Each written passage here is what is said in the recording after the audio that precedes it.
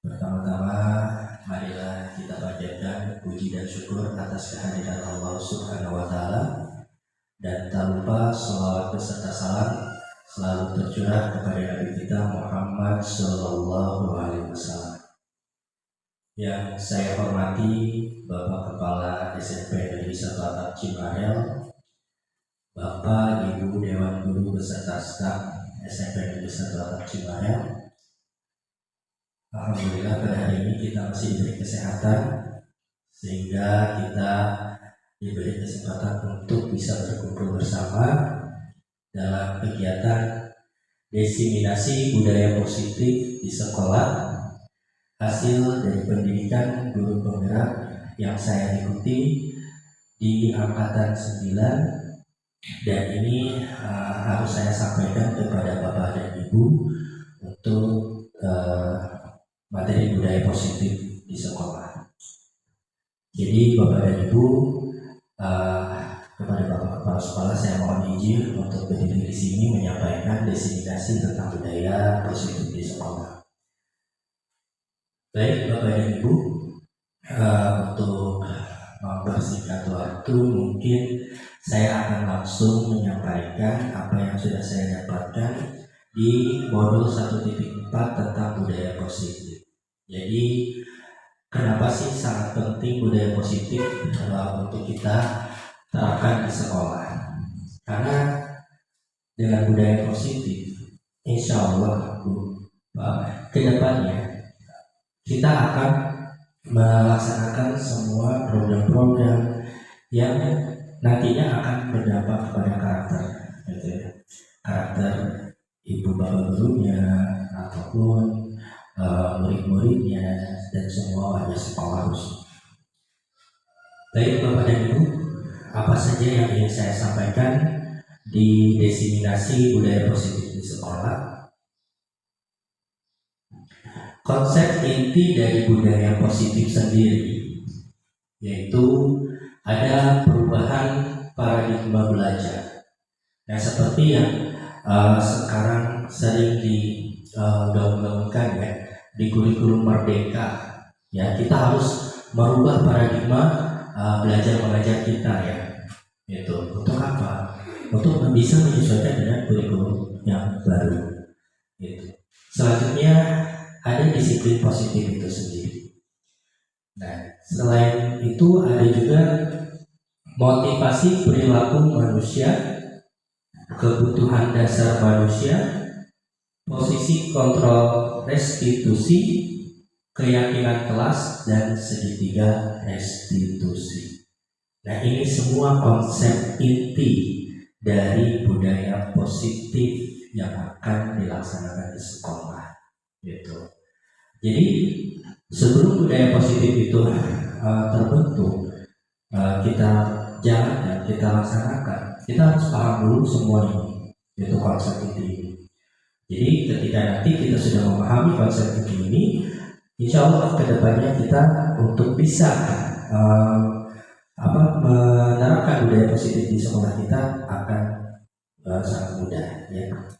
Baik Bapak Ibu, kita masuk ke yang pertama, yaitu perubahan paradigma belajar. Nah, jadi di perubahan paradigma belajar saat ini, kita sebagai seorang guru harus mampu menjadi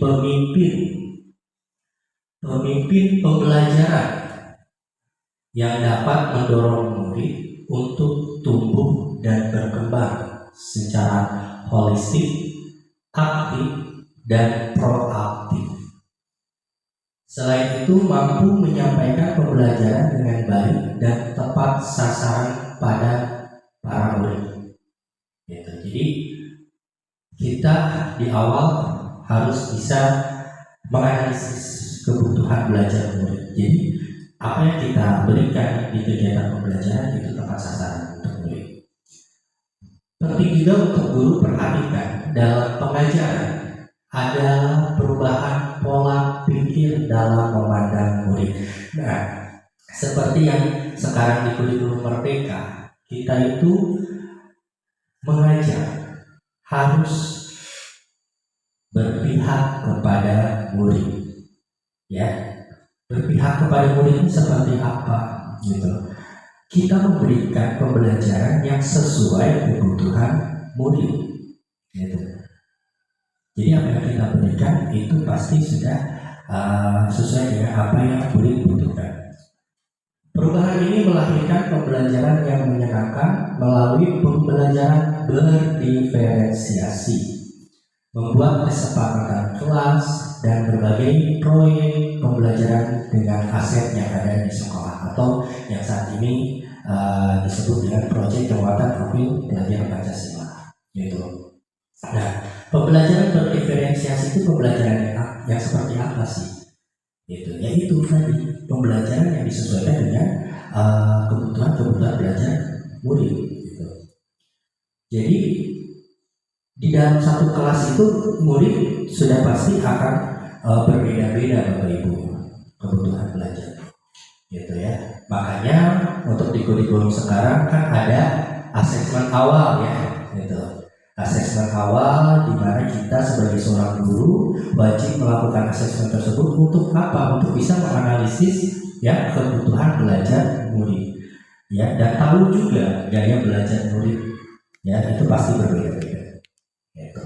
Terus membuat kesepakatan kelas.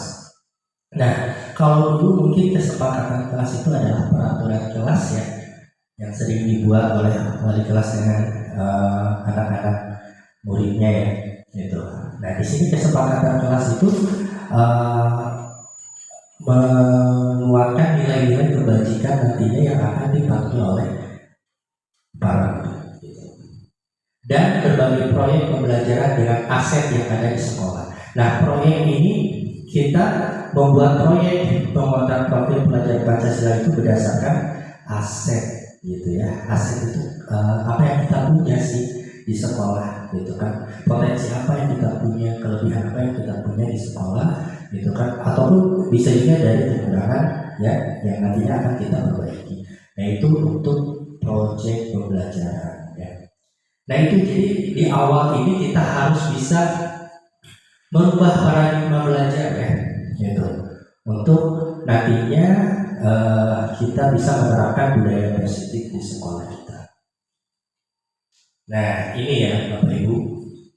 Jadi paradigma belajar itu berdasarkan teori kontrol ya. Nah di sini ada perbedaan antara stimulus respon dengan teori kontrol ya. Jadi ini dasar yang harus Bapak Ibu pahami dulu supaya kita bisa sama-sama untuk merubah paradigma belajar mengajar kita ya. Pertama, stimulus respon. Jadi stimulus respon itu realitas kebutuhan semua sama.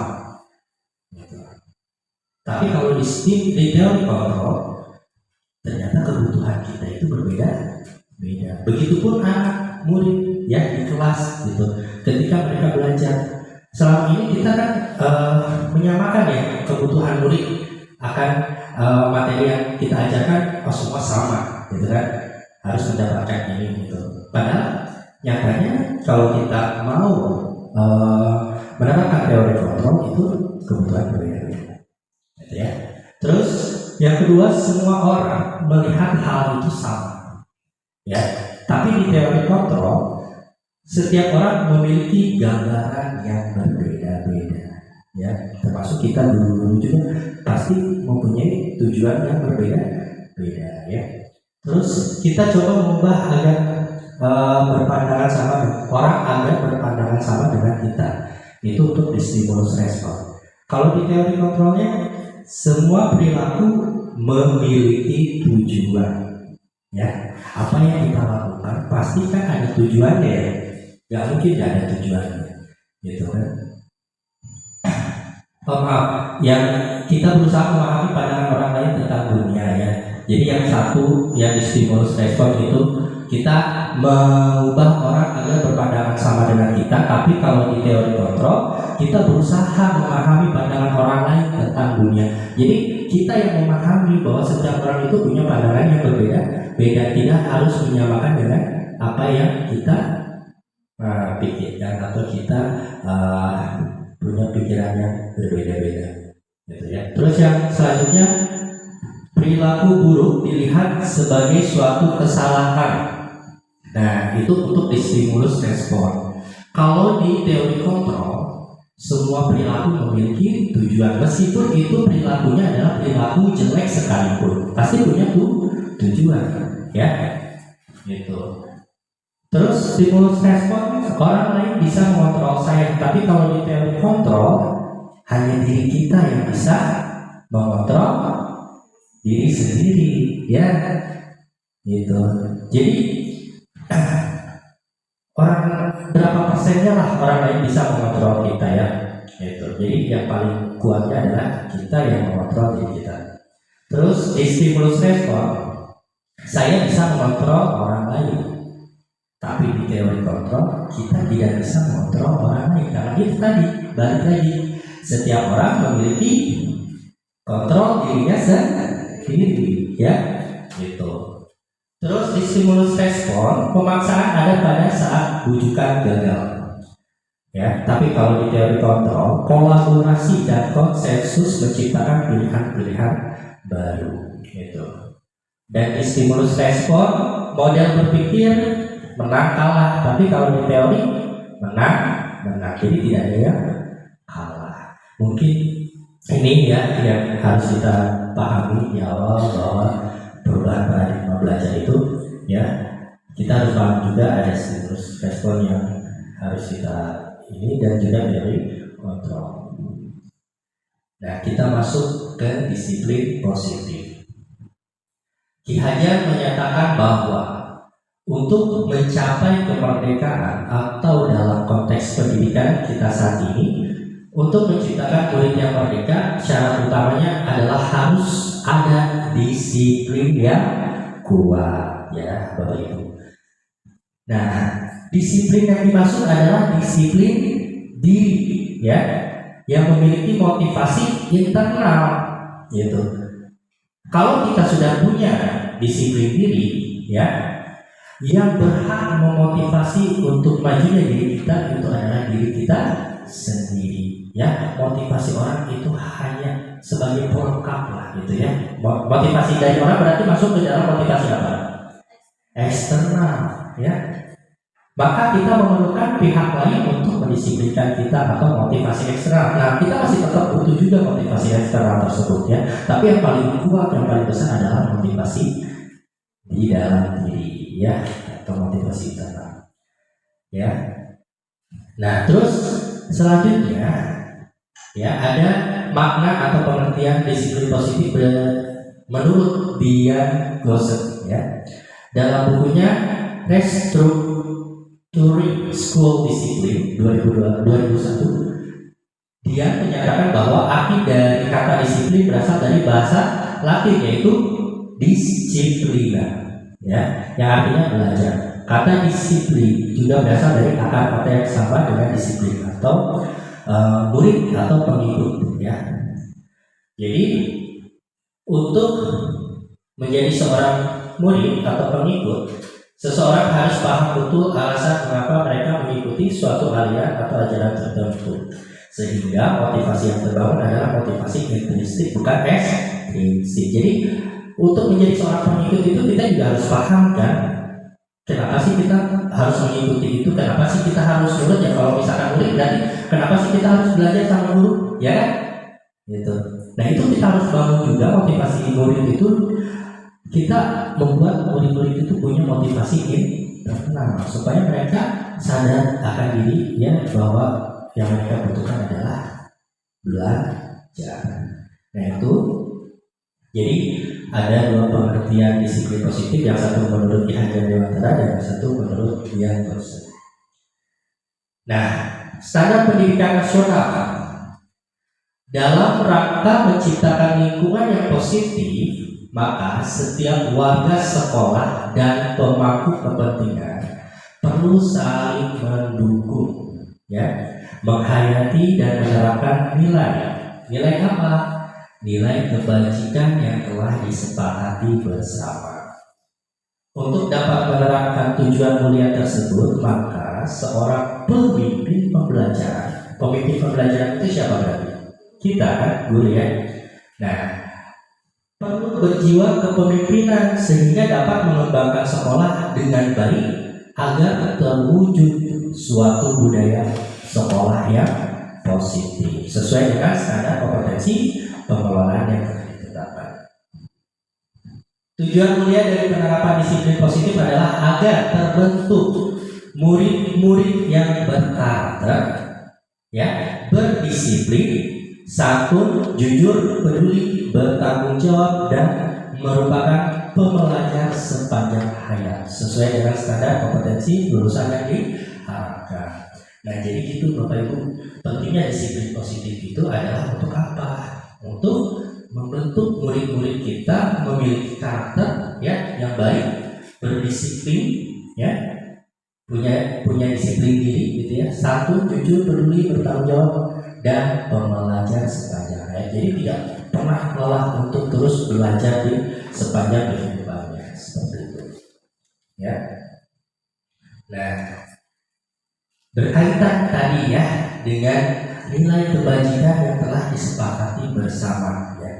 Nah, nilai-nilai kebajikan, apa itu nilai kebajikan?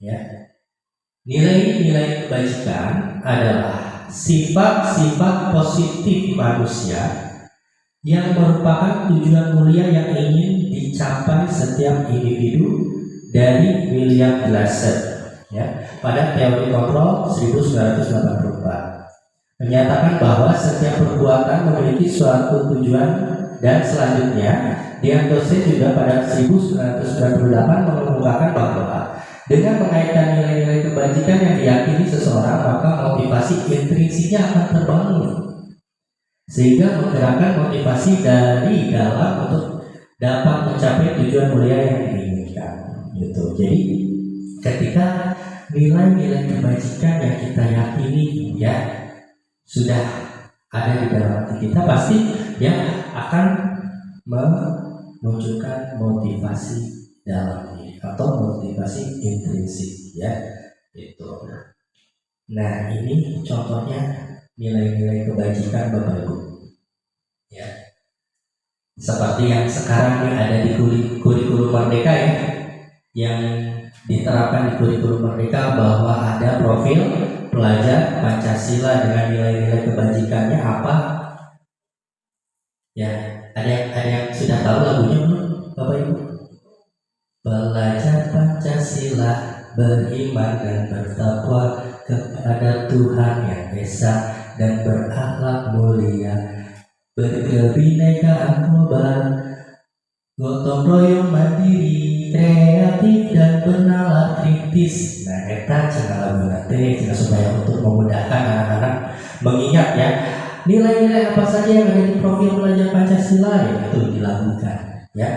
Jadi ada berapa? Ada 6, ya, itu yang sekarang sering kita jadikan project, ya. Nilai apa yang kita akan keluarkan di dalam project profil pelajar Pancasila. Terus ada juga menurut Ibu Primary Years Program atau PYP, ya. Apa saja nilai-nilainya? Ada toleransi, rasa hormat, integritas, ya, mandiri, menghargai, ya, antusias, empati, keingintahuan, kreativitas, kerjasama, percaya diri, dan komitmen. Itu menurut PYP. Terus ada juga menurut Indonesia Heritage Foundation atau IHF. Cinta Tuhan dan segala ciptaannya, kemandirian dan tanggung jawab, kejujuran atau amanah, diplomatis, hormat dan santun, dermawan, suka menolong dan bergotong royong, percaya diri, kreatif dan bekerja keras, kepemimpinan dan keadilan, baik dan rendah hati, toleransi, kedamaian dan kesatuan. Itu menurut IHF. Nah, ini contoh-contoh dari kebajikan. Nah, baik Bapak Ibu, itu tadi ya tentang disiplin positif dan juga nilai-nilai kebajikan. Jadi disiplin positif itu erat kaitannya dengan nilai-nilai kebajikan yang ingin dimunculkan ya, atau dikuatkan di dalam diri kita ya. Nah, selanjutnya ada motivasi perilaku manusia. Nah, ini masih berkaitan juga dengan motivasi yang di awal. Ada motivasi internal, ada motivasi eksternal ya. Nah, apa saja motivasi perilaku manusia? Yang pertama, ya, yang pertama tuh ada untuk menghindari ketidaknyamanan atau hukuman. Nah, kadang di sini kita pernah nggak melakukan hal ini untuk menghindari ketidaknyamanan atau hukuman? Misalkan, ku pakai mal buru-buru, sinah bikin perangkat, gitu kan. Dan kedai kudu ngaji, dan dihukum, misalkan, ya, bikin tuh buru-buru tuh. Karena untuk menghindari rasa ketidaknyamanan dan hukuman. Anak-anak juga kayak gitu, misalkan murid disuruh gurunya, hei, kamu ngerjain tugas ya, kalau enggak nanti dihukum, misalkan ya. Akhirnya mengerjakan tugas. Nah, itu secara tidak langsung ya, itu merupakan termasuk ke dalam motivasi eksternal, Bapak Ibu ya. Itu. Nah, selanjutnya ada juga untuk mendapatkan imbalan atau penghargaan dari orang lain. Kita pernah nggak melakukan ini? Pernah juga ya. Kalau saya mah pernah dan semuanya gitu. Untuk menghindari ketidaknyamanan dan hukuman sering ya, di zaman dulu sekolah sampai sekarang jadi guru juga pernah ya. Untuk mendapatkan imbalan atau penghargaan dari orang lain, wah lumayan nih bisa kerja ayah guru kan, gitu ya. Ya kan? Oh iya, saya harus mengikuti kegiatan itu karena apa? Ada sertifikatnya. Ya, itu kan contohnya. Nah, jadi artinya ketika kita melakukan hal ini, ya, motivasi yang kita lakukan itu adalah motivasi eksternal. Ya. Nah, coba kita lihat itu ada eksternal, terus eksternal lagi, tapi yang di bawah internal. Berarti ada motivasi dalam diri yang muncul ya. Nah, yang terakhir itu untuk menjadi orang yang mereka inginkan dan menghargai diri sendiri dengan nilai-nilai yang mereka percaya. Misalkan, saya mengikuti kegiatan itu ya memang karena saya sudah tanggung jawab saya, gitu kan. Oh, nilai positifnya juga nanti buat saya, gitu kan. Jadi punya kesadaran diri akan apa yang akan dilakukannya, gitu kan. Dengan dia percaya bahwa ketika dia melakukan itu dia punya nilai-nilai nantinya yang nilai-nilai positif yang akan dia rasakan atau dia manfaatnya untuk dirinya sendiri. Jadi ketika seseorang itu sudah bisa untuk menjadi orang yang mereka inginkan dan menghargai dirinya sendiri dengan nilai-nilai kebajikan yang mereka percaya, berarti mereka sudah melakukan segala sesuatu hal itu dengan motivasi intrinsik atau motivasi yang muncul dari dalam diri kita. Nah, itu Bapak Ibu ya. Nah,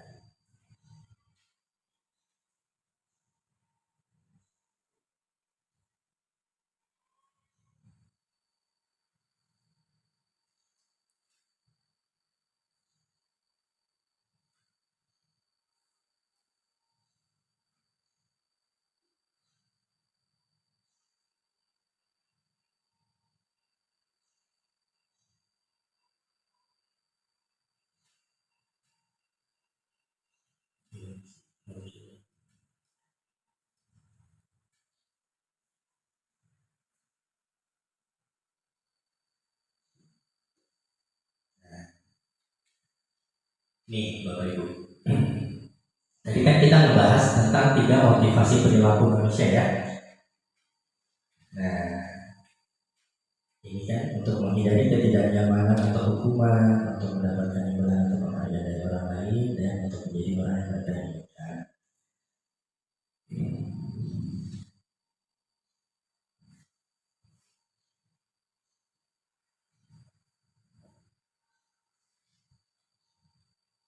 Nah, contohnya ini. Kita ambil poin nomor 2 ya. Sebagai seorang guru, saat Anda hadir mengajar di kelas tepat waktu, motivasi apakah yang mendasari tindakan Anda? Ya, apakah Bapak Ibu datang tepat waktu karena tidak ingin ditegur oleh Bapak? Ya, atau mungkin untuk mendapatkan pujian. Wah, si Pak Kemal datang 6:30, wah keren tuh. Bapak bagus Pak. Wah, saya nanti kasih reward Pak. Itu kan untuk terus meningkatkan motivasi Bapak, ya. Atau ya itu karena datang teh kapaksa isuk-isuk udah siang kayak diomelan tuh Pak Kemal misalkan, atau lupa ya. Nah, ada dua kemungkinan hal itu kan yang Bapak Ibu lakukan kan, ya, untuk menghindari teguran, hukuman, ya, atau untuk mendapatkan pujian atau imbalan, ya.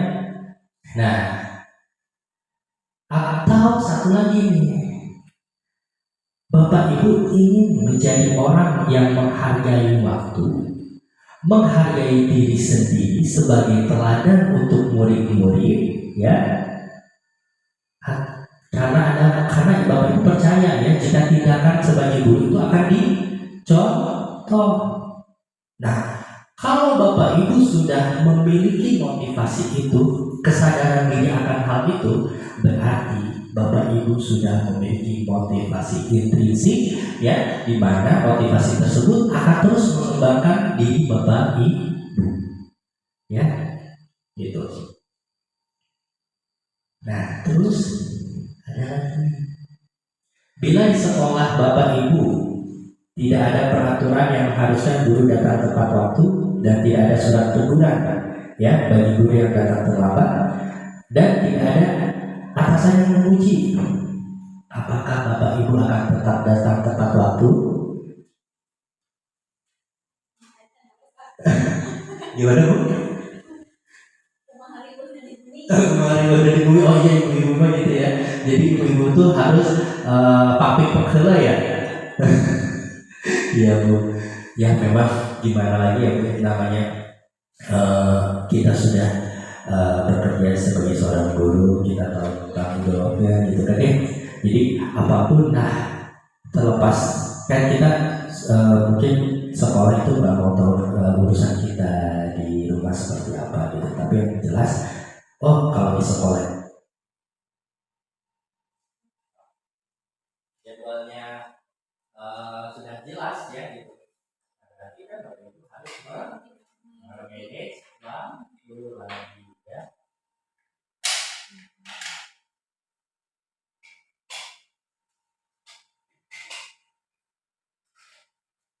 Nah, baik Bapak Ibu, itu mungkin ya untuk sedikit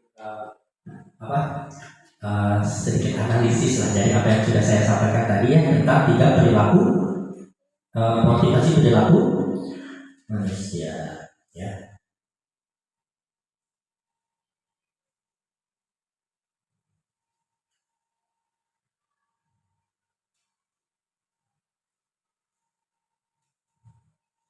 Nah ini yang tadi. Nah, di dalam 3 motivasi perilaku manusia itu, ya, ada juga yang harus kita pahami, yaitu adanya hukuman. Hukuman teh naon Pak? Jadi hukuman itu bersifat tidak terencana atau tiba-tiba, kata spontan kan ya, gitu. Ketika kita menghadapi suatu kejadian atau apa ya, kondisi, ya kita langsung respon kan. Budak misalkan telat ya, dadak dia tuh kamu telat push up ya. Nah, karena hukuman itu bersifat satu arah. Satu arahnya apa? Tidak ada kesepakatan antara dua ya, guru dan murid itu ya, atau dua arah itu kan. Biasanya hanya dari guru saja ya itu. Nah, pihak guru yang memberikan dan murid hanya menerima suatu hukuman tanpa melalui suatu kesepakatan. Boro-boro sepakat kan? Karena kita merespon langsung gitu ya. Jadi akhirnya kita berikan hukuman. Ya. Terus atau pengarahan dari pihak guru ya, baik sebelum atau sesudahnya. Jadi hukuman yang diberikan bisa berupa fisik atau psikis ya, sehingga murid atau anak disakiti oleh suatu perbuatan atau kata-kata. Nah, artinya kalau kita sebagai seorang guru ya selalu memberikan hukuman kepada murid-murid kita ya, kira-kira ini indikasinya gagal atau berhasil sih untuk murid itu? Ya, ada yang berhasil, ada yang gagal ya. Nah, itu zaman kita ya. Kadang kita dulu sering banget dihukumnya sama gurunya, tapi alhamdulillah gitu ya. Mungkin bagi zaman-zaman kita masih bisa memilah-milih ya gitu ya. Oh, guru itu ngasih hukuman ada nilai positifnya gitu ya. Tapi kadang kan sekarang ini gitu. Dan menurut para ahli juga ternyata hukuman itu memang berdampaknya lebih besarnya adalah kegagalan untuk anak gitu ya. Makanya itu diminimalisir kita untuk memberikan hukuman kepada anak. Ada juga ya konsekuensi. Nah, bedanya apa dengan kita memberikan hukuman? Kalau konsekuensi kira-kira menurut pemahaman Bapak Ibu apa? Kalau konsekuensi dari makna kata konsekuensi aja.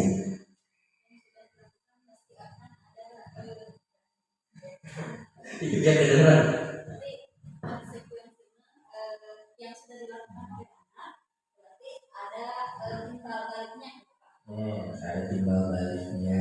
Oke, berarti si anak ada kepahaman dulu ya gitu. Berarti ada kesepakatan dulu ya antara dua pihak gitu ya.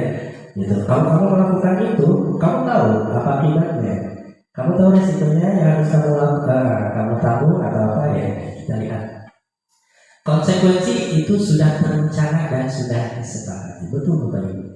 Jadi ada kesepakatan dulu di awal ya, sudah dibahas dan disetujui antara dua belah pihak, yaitu guru dan murid ya.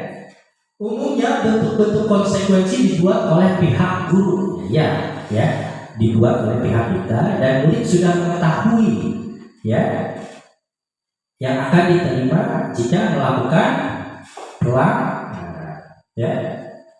Pada konsekuensi ya, murid tetap dibuat tidak nyaman. Betul tidak sih kondisinya dibuat tidak nyaman murid? Iya ya, dibuat tidak nyaman untuk jangka waktunya pendek sih ya. Konsekuensi biasanya diberikan berdasarkan suatu data yang umumnya dapat diukur. Peraturan dan konsekuensi yang mengikuti ini sudah diketahui sebelumnya oleh murid. Sikap guru di sini senantiasa memonitor murid ya. Itu untuk konsekuensi. Nah, jadi Bapak Ibu nih, dengan kita memberikan penghargaan sebenarnya itu hal yang baik, positif, berdampak positif atau bagaimana Bapak? Kita memberikan penghargaan, contohnya di kelas ya. Siapa yang bisa menjawab pertanyaan Bapak ya, Bapak akan kasih permen 1. Wah, ribut parbut, wah, motivasinya dari eksternal kan ya. Karena ada apa? Ada imbalan permen ya. Terus kita tengok, menurut kita melakukan hal itu baik. Anak-anak jadi semangat, anak-anak jadi aktif pembelajaran saya. Tapi tahu gak dampaknya Bapak Ibu ketika kita terus continue melakukan hal itu untuk anak? Ketika kita satu kali aja tidak memberikan penghargaan terhadap anak-anak, apa yang kira-kira akan murid-murid lakukan?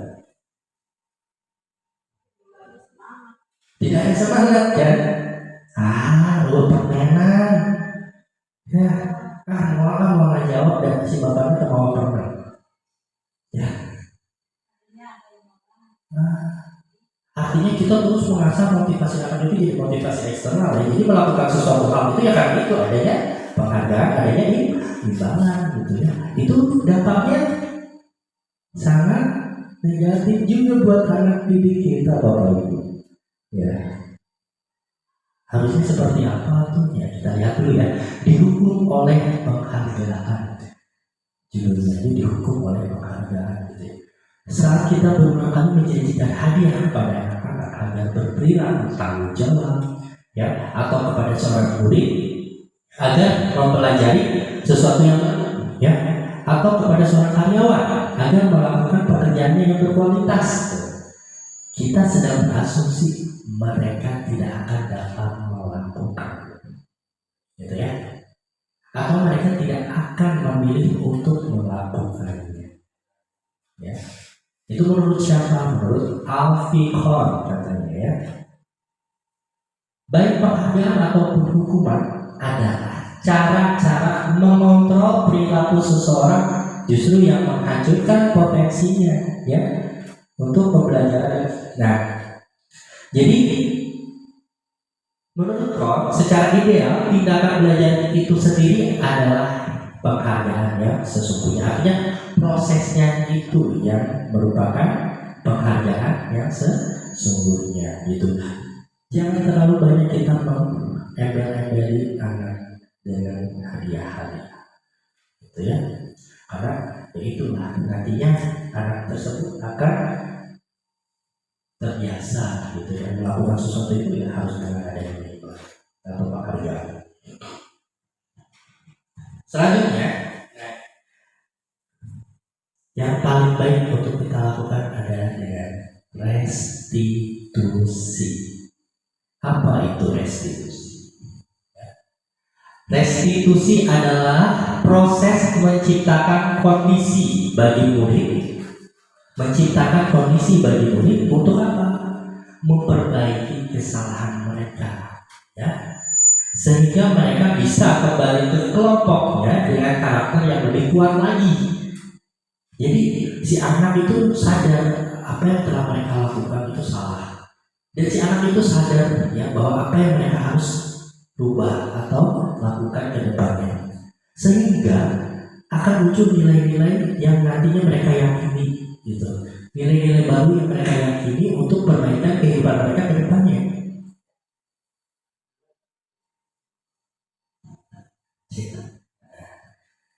Itu ya. Restitusi juga adalah proses kolaborasi ya, yang mengajarkan murid untuk mencari solusi masalahnya ya, membantu murid berpikir tentang orang seperti apa yang mereka inginkan. Jadi terus saya mau menjadi seperti apa ya gitu ke depannya. Jadi mereka punya kesadaran diri akan hal itu.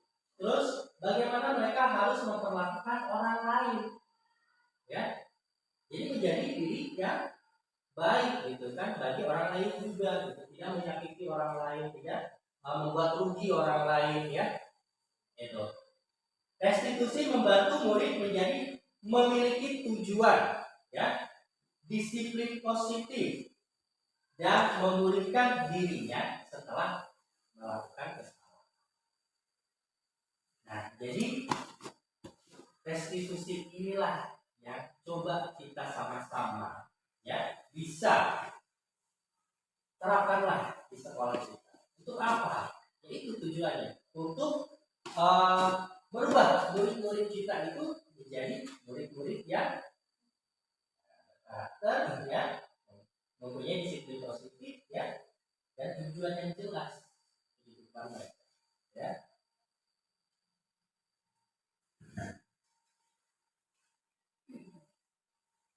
Nah, itu untuk restitusi. Sekarang masuk ke kebutuhan dasar manusia. Kita sebagai manusia punya kebutuhan dasar Bapak Ibu. Mungkin secara sadar dan tidak sadar ya. Betul tidak sih kita mempunyai kebutuhan-kebutuhan dasar ini? Yang pertama, kebutuhan dasar manusia itu adalah untuk bisa bertahan hidup. Ya. Bertahan hidup terus memilih sayang dan rasa diterima, ya. Terus kebebasan, kesenangan, dan penguasaan. Ya. Jadi inilah 5 kebutuhan dasar manusia. Ya. Kira-kira Bapak Ibu punya semuanya tidak 5 kebutuhan ini? Ya, punya ya. Nah, kita lihat kebutuhan bertahan hidup. Yang seperti apa kebutuhannya bertahan hidup itu? Ya, kebutuhan yang sifatnya fisiologis. Ya, untuk bertahan hidup kita biasanya melakukan apa? Ya, gimana kita untuk bisa hidup sehat, ya kan? Benar kan? Hidup sehat salah satu kita untuk bisa bertahan hidup. Ya. Terus apa lagi? Mempunyai tempat tinggal, ya. Terus mencari makan, ya, itu kebutuhan-kebutuhan untuk kita bisa bertahan hidup, ya. Terus kebutuhan biologis juga, ya, untuk bisa mempertahankan reproduksi, ya, memiliki keturunan, ya. Nah, ini komponen psikologis pada kebutuhan ini meliputi kebutuhan akan perasaan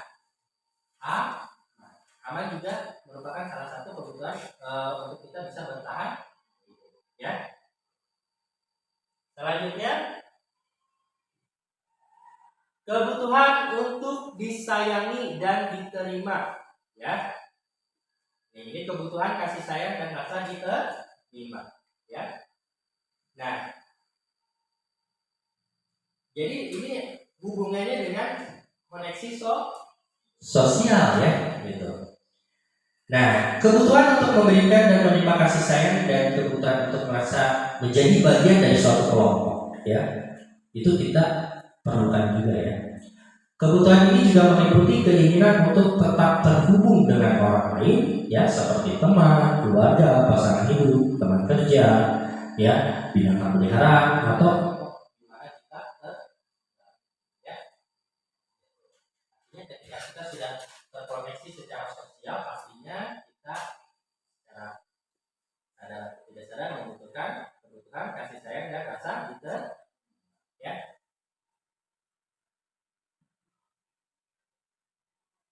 Terus yang selanjutnya kebutuhan pengakuan atas kemampuan, ya. Pengakuan atas kemampuan yang kita miliki, diakui oleh orang lain. Oh iya, kamu tuh bagus kerjanya, oh kamu tuh memang pintar, memiliki keahlian ini, nah, ya. Kebutuhan ini berhubungan dengan kekuatan untuk mencapai sesuatu, ya Bapak Ibu, ya, untuk bisa menjadi lebih kompeten, ya, sesuai bidang kita masing-masing, terampil, ya, diakui atas prestasi dan keterampilan kita, ya, didengarkan dan memiliki rasa harga diri. Kebutuhan ini meliputi keinginan untuk dianggap berharga, ya.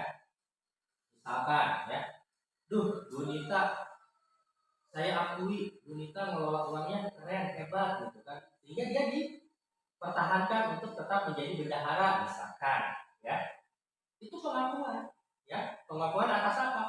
Penguasaan atau kemampuan yang orang itu miliki, ya, itu.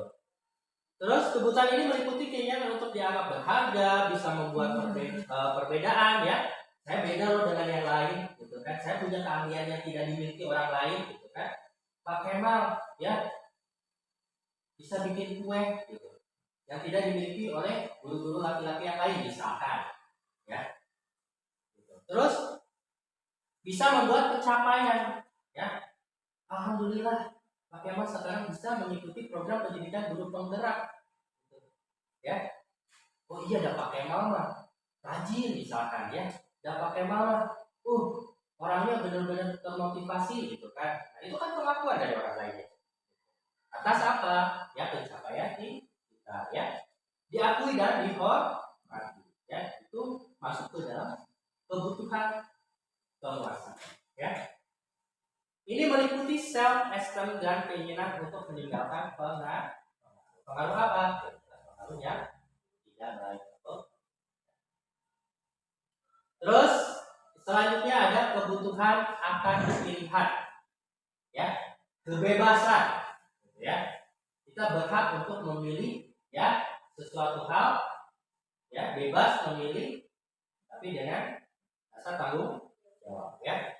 Kebutuhan untuk bebas adalah kebutuhan akan kemandirian, ya, otonom, memiliki pilihan dan mampu mengendalikan arah hidup seseorang.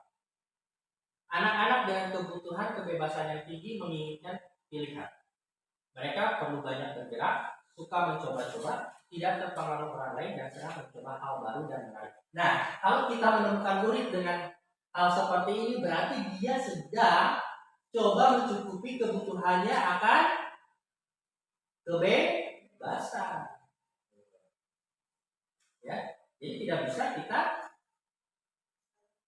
halang-halangi, ya, gitu. Kita hanya mengamati dan mengarahkan supaya apa, dia merasa tercukupi kebutuhan bebas dalam apa yang dia pilih, ya.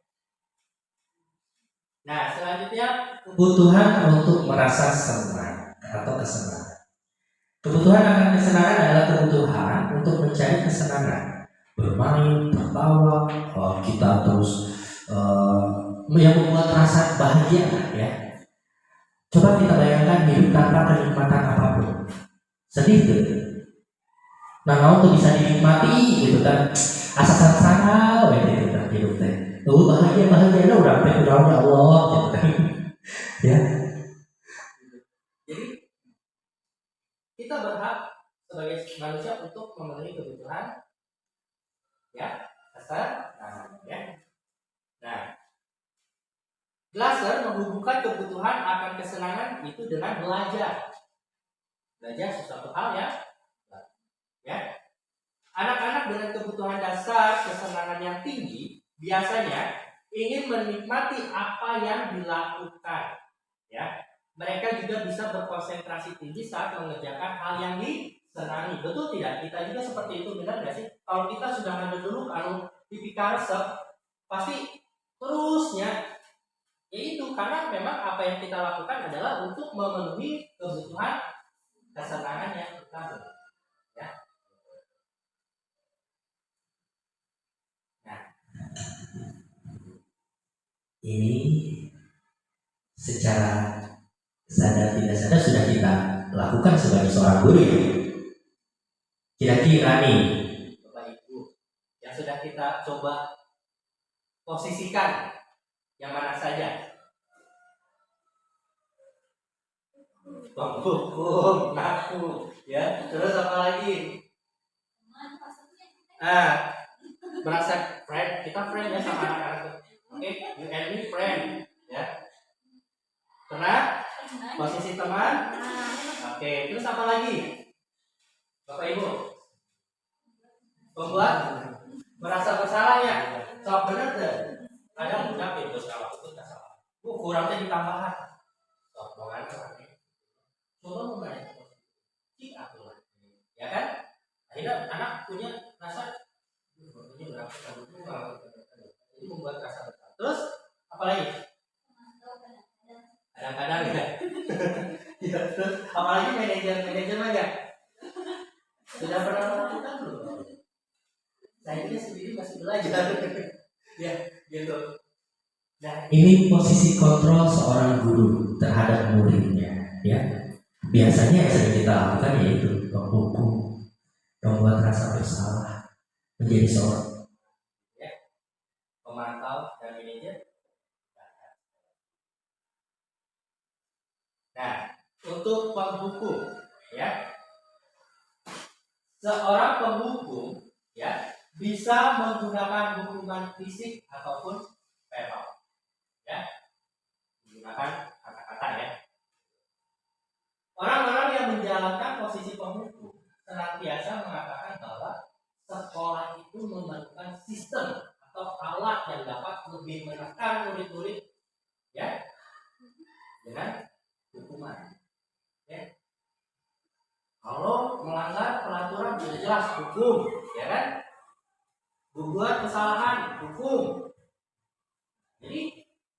menekankan bahwa sekolah itu memerlukan sistem-sistem apa? Apakah sistem dengan yang seperti itu bisa menghasilkan keadaan yang baik?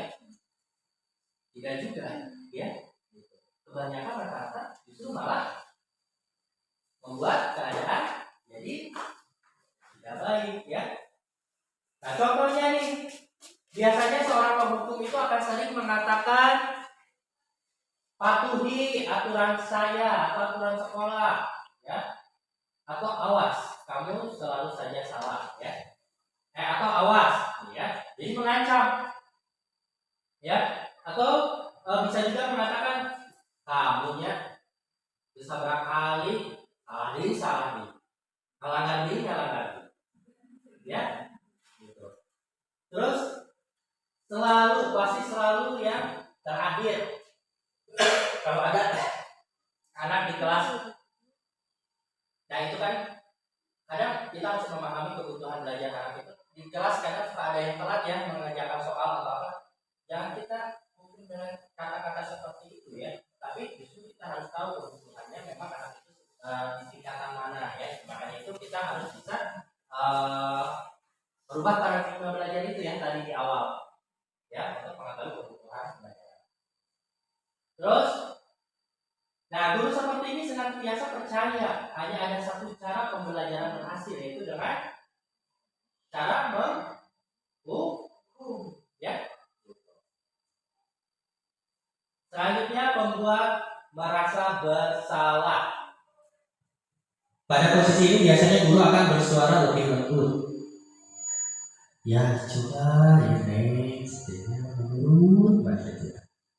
Ada kamu terlalu gitu, sih atau sih lembut kamu. Ya. Nah, tapi dirinya membuat si anaknya, ya, membuat rasa bersalah akan menggunakan keheningan yang membuat orang lain merasa tidak nyaman, bersalah atau rendah diri, ya. Kata-kata yang keluar dengan lembut akan seperti ini. Contohnya, sangat kecewa sekali sama kamu, betah kamu itu, ya.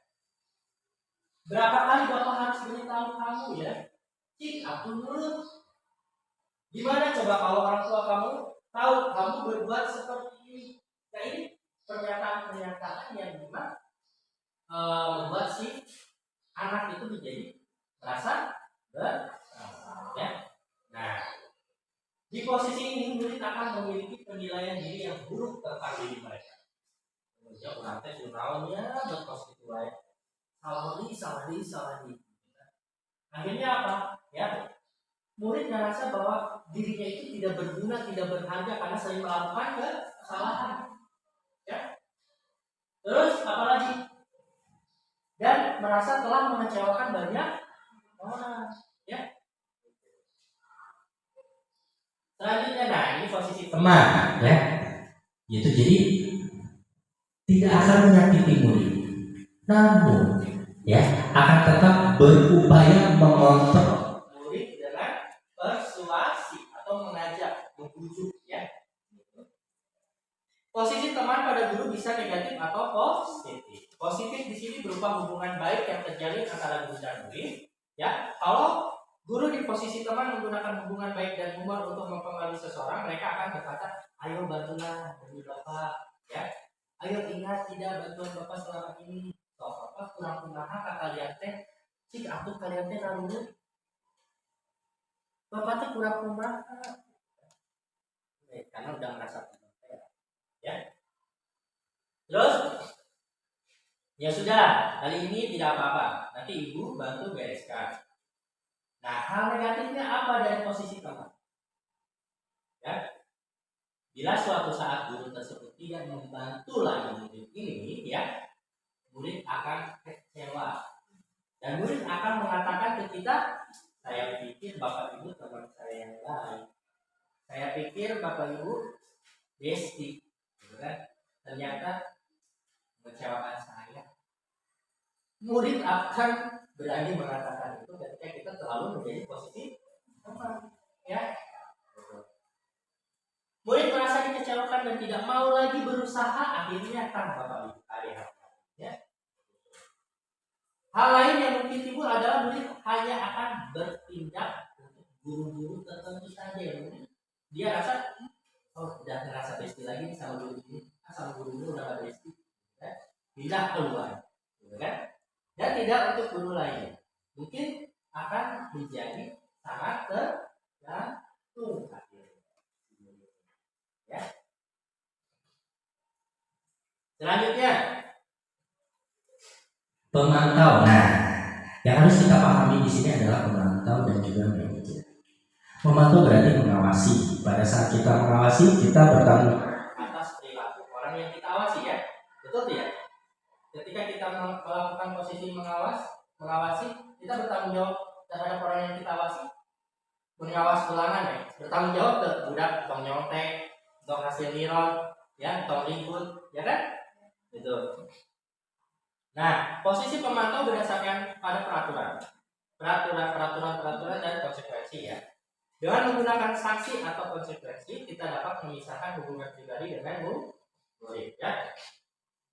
Sebagai seseorang yang menjalankan posisi pemantau, pertanyaan yang diajukan seorang pemantau biasanya peraturan apa yang telah kamu lakukan, sanksi dan konsekuensinya apa, ya. Nah, terus seorang pemantau sangat mengandalkan perhitungan catatan data yang dapat digunakan sebagai bukti atas perilaku seseorang, ya. Posisi ini akan menggunakan stiker, catatan, daftar cek, ya. Nah, posisi pemantau sendiri berawal dari teori stimulus respon.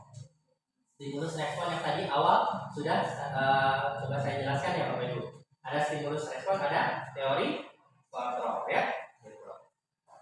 Yang menunjukkan tanggung jawab guru terhadap mengontrol. Nah, ini posisi manajer, ya. Jadi posisi di mana guru berbuat sesuatu bersama dengan murid, mempersilahkan murid mempertanggungjawabkan perilakunya, mendukung murid agar dapat menemukan solusi atas permasalahannya sendiri, ya. Seorang manajer telah memiliki keterampilan di posisi teman maupun pemantau, ya. Dan dengan demikian bisa jadi di waktu-waktu tertentu kembali pada kedua posisi tersebut bila diperlukan, ya. Namun bila kita menginginkan murid-murid kita menjadi manusia yang merdeka, mandiri dan bertanggung jawab, maka kita perlu mengacu kepada yang tadi, restitusi, ya. Restitusi itu tadi apa? Mengubah murid untuk sadar apa yang harus dia lakukan, ya, berdasarkan atas kesadaran dirinya, ya. Terus, nah, yang dapat menjadikan murid kita seorang manajer bagi dirinya sendiri, gitu. Jadi kita mencoba untuk si murid tersebut juga memiliki sifat manajer pada dirinya sendiri, ya. Di manajer, murid diajak untuk menganalisis kebutuhan dirinya. Apa sih yang dia perlukan ketika dia melakukan hal itu? Apa sih yang dia butuhkan, gitu kan? Terus maupun kebutuhan yang orang lain, ya. Di sini penekanannya bukan pada kemampuan membuat konsekuensi, namun dapat berkolaborasi dengan murid, ya. Bagaimana bisa memperbaiki kesalahan yang ada, gitu. Seorang manajer akan berkata, apa yang kita yakini, ya. Itu kembali ke keyakinan kelas tadi, ya. Ke nilai-nilai kebajikan yang sudah disepakati, ya. Apakah kamu meyakininya? Misalkan kita sudah membuat keyakinan kelas di kelas kita yang kita ajar. Nilai-nilai kebajikannya sudah ada, ya. Gotong royong, toleransi atau apa misalnya. Nah, bagaimana sih untuk si anak itu kembali kepada nilai-nilai kebajikan atau keyakinan kelas yang sudah disepakati ketika dia melakukan satu kesalahan? Caranya dengan apa, ya? Ini restitusi dengan posisi kita sebagai seorang manajer, ya. Nah, jika kamu memperbaiki ini, apa ini menunjukkan apa tentang dirimu? Apa rencananya kamu memperbaiki hal ini, ya? Jadi pertanyaan-pertanyaan inilah yang nantinya akan diajukan sebagai seorang posisi manajer, ya. Tugas seorang manajer bukan untuk mengatur perilaku seseorang, tapi membimbing untuk orang tersebut bisa mengatur dirinya sendiri, gitu, ya. Seorang manajer bukannya memisahkan murid dari kelompoknya, tetapi mengembalikan murid tersebut pada kelompoknya yang lebih baik dan lebih kuat lagi. Nah, ini, ya. Jadi kita sama-sama sekarang Bapak Ibu, kita bisa memposisikan kepada anak didik kita itu ya posisi-posisi yang membuat yang bisa menjadi lebih positif lagi ya gitu. Nah, tadi kan sudah coba dijelaskan dan diungkapkan tentang keyakinan kelas ya. Nah di sini keyakinan kelas itu apa? Jadi nilai-nilai keselamatan atau kesehatan yang kita sebut sebagai suatu keyakinan, ya, yaitu nilai-nilai kebajikan universal yang disepakati secara tersirat dan lepas dari semua latar belakang suku, negara, bahasa, ataupun agama. Semua tidak memperhatikan. Ya. Nilai-nilai kebajikan menekan pada keyakinan seseorang yang lebih memotivasi lagi seseorang dari dalam, ya. Intrinsik tadi ya. Seseorang akan lebih tergerak dan bersemangat untuk menjalankan keyakinannya daripada hanya sekedar mengikuti serangkaian peraturan tertulis tanpa makna. Nah, kita selama ini itu kita bikin peraturan ya. Ada peraturannya tertulis dan tersirat juga. Tapi apa yang kita dapatkan? Murid-murid masih banyak yang melanggar, ya kan? Guru-guru juga masih banyak yang melanggar. Nah, artinya ya peraturan hanya peraturan, tapi tidak mempunyai keyakinan untuk mematuhi peraturan tersebut atau memperoleh nilai-nilai kebajikan yang ada di dalam keyakinan tersebut. Ya, seseorang akan tergerak dan bersemangat untuk menjalankan keyakinan. Ya, daripada hanya sekedar mengikuti serangkaian peraturan tersebut tanpa makna. Murid-murid pun demikian ya. Mereka perlu mendengarkan dan memahami arti sesungguhnya tentang peraturan-peraturan yang diberikan. Apa nilai-nilai kebajikan di balik peraturan tersebut? Apa tujuan utamanya? Ya, dan menjadi tidak tertarik atau takut sehingga hanya sekedar mengikuti serangkaian peraturan-peraturan yang mengatur mereka tanpa memahami tujuan kemudian. Jadi peraturan itu bukan hanya jangan datang terlambat. Ya. Kira-kira dari peraturan itu, kalau misalkan kita mau dibuat keyakinan kelas, nilai kebajikannya apa kira-kira? Yang bisa tumbuh di dalam diri murid. Disiplin, waktu. Ya, contohnya seperti itu. Jadi murid itu jangan hanya sekedar diberitahu peraturan-peraturan saja, tapi coba jelaskan apa sih ya di balik peraturan itu yang kita capai. Ya, ada nilai hal positif yang nantinya akan tumbuh dan kita capai. Ya, yaitu makanya dibuatlah keyakinan kelas. Nah, bagaimana sih cara membentuk keyakinan sekolah atau keyakinan kelas? Ya, keyakinan sekolah atau kelas bersifat lebih abstrak daripada peraturan yang lebih rinci dan konkret. Kalau peraturan kan paragrafnya. Nah, kalau keyakinan kelas cukup saja dibuat beberapa kata tapi maknanya mantap. Ya, ya tadi contohnya disiplin waktu, ya, toleransi, bergotong royong. Seperti itu saja juga. Tapi di situ makna yang dibalik kata-kata itu tuh luas ya, sehingga kita harus yakini gitu ya.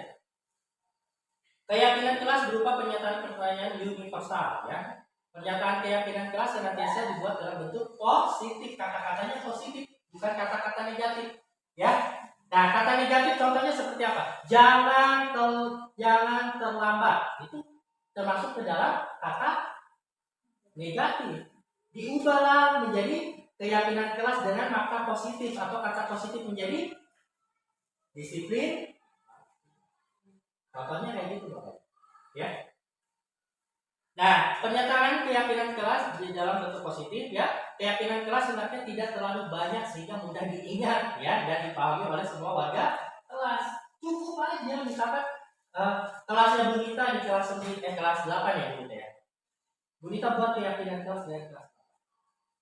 Hanya 6 keyakinan, ya sudah dibuat simpel, dibuat dengan kata-kata yang positif, ya tidak terlalu panjang. Terus keyakinan kelas sebaiknya sesuatu yang dapat diterapkan di lingkungan tersebut. Semua warga kelas hendaknya ikut berkontribusi dalam pembuatan keyakinan kelas lewat kegiatan curah pendapat, bersedia meninjau kembali keyakinan kelas dari waktu ke waktu. Nah, bagaimana sih cara kita menangani anak ya dengan permasalahan-permasalahan mereka ya? Tadi kan sudah dijelaskan bahwa kita alangkah lebih baiknya menggunakan restitusi. Ada 3 langkah dalam restitusi yang bisa kita gunakan untuk menghadapi anak-anak yang memiliki permasalahan ya. Segitiga restitusi merupakan proses untuk menciptakan kondisi bagi murid untuk memperbaiki kesalahan mereka, sehingga mereka bisa kembali pada keyakinan kelas dan menumbuhkan budaya positif di dalam diri. Langkahnya apa saja dalam segitiga restitusi? Nah, ini Bapak. Ya. Yang pertama, menstabilkan identitas. Di dalam menstabilkan identitas itu apa sih yang bisa kita lakukan? Kita harus menyadari bahwa seseorang itu pasti pernah melakukan kesalahan. Dan bukan kamu saja satu-satunya orang yang melakukan kesalahan yang sama. Ya. Terus selanjutnya, setelah menstabilkan identitas, yang kita lakukan adalah validasi tindakan yang salah. Ya. Kita tanya ke anak, apa sih alasan kamu melakukan hal itu? Kira-kira, ya, apa cara efektif untuk mendapatkan apa yang kamu butuhkan ketika kamu melakukan hal itu? Ya, ada cara lain nggak selain melakukan hal itu? Ya, yang lebih positifnya itu di validasi tindakan yang salah. Nah, terakhir di menanyakan keyakinan. Kira-kira ketika kamu melakukan kesalahan ini, keyakinan apa yang sudah kamu langgar atau kamu tidak patuhi? Misalkan ketika anak itu melakukan tidak mengerjakan tugas gurunya, ya, berarti kamu tidak bertanggung jawab, kurang bertanggung jawab. Nah, kembalikan anak itu untuk bisa bertanggung jawab, ya. Jadi nilai-nilai apa yang telah disepakati bersama dan kamu inginnya menjadi orang yang seperti apa sih ke depannya dengan nilai-nilai yang kamu yakini. Nah, ini ya proses segitiga restitusi. Bapak Ibu bisa coba menerapkan mulai dari sekarang ya. Ketika menghadapi masalah-masalah anak di kelas Bapak Ibu, ya, coba gunakan segitiga restitusi. Efeknya ke depan itu akan lebih positif lah yang kita rasakan terhadap perubahan anak, ya. Nah, segitiga restitusi itu kan tadi ada 3 ya, menstabilkan identitas. Nah, teori kontrolnya apa sih ketika kita melakukan ini? Ya, kita semua akan melakukan hal yang terbaik yang bisa kita lakukan. Ya. Terus yang kedua, validasi tindakan yang salah. Teori kontrolnya bagaimana? Semua perilaku memiliki alasan.